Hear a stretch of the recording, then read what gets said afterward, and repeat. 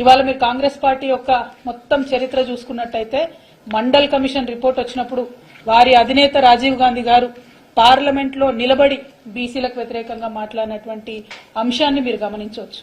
అవన్నీ మర్చిపోయిండ్రు. 2011లో బీసీల జనగణనకు 4,900 కోట్లు ఇచ్చిండ్రు. జనగణన చేసినామని చెప్పిండ్రు. కానీ ఆ రిజల్ట్ బయట పెట్టలేనటువంటి అసక్తత కాంగ్రెస్ పార్టీదని వాళ్ళ స్పష్టంగా అర్థమైతా ఉన్నది. మరి 2011లో ఆ రిజల్ట్స్ బయట పెట్టకుండా మర్చిపోయినంటే మళ్ళా ఇప్పుడు కొత్తగా రాహుల్ గాంధీ గారు వచ్చి బీసీలకు న్యాయం జరగాలి, ఓబీసీ జనగణన జరగాలి అని చెప్పి బీజేపీ ప్రభుత్వం మీద ఆయన మాట్లాడుతూ ఉన్నారు. అంటే కన్వీనియంట్ పాలిటిక్స్, కన్వీనియన్స్ కోసం ఆనాడు 2011లో మర్చిపోయినరు, ఇవాళ మాత్రం మాట్లాడుతున్నటువంటి సందర్భం. అదే మాలాంటి వాళ్ళం ప్రశ్నిస్తే మాలాంటి వాళ్ళకు మీరు పెట్టినటువంటి మేనిఫెస్టోలో ఎందుకు అమలు చేయరంటే మీకు ఇప్పుడే గుర్తొచ్చిండ్రు ఆ బీసీలను మమ్మల్ని ప్రశ్నిస్తున్నారు.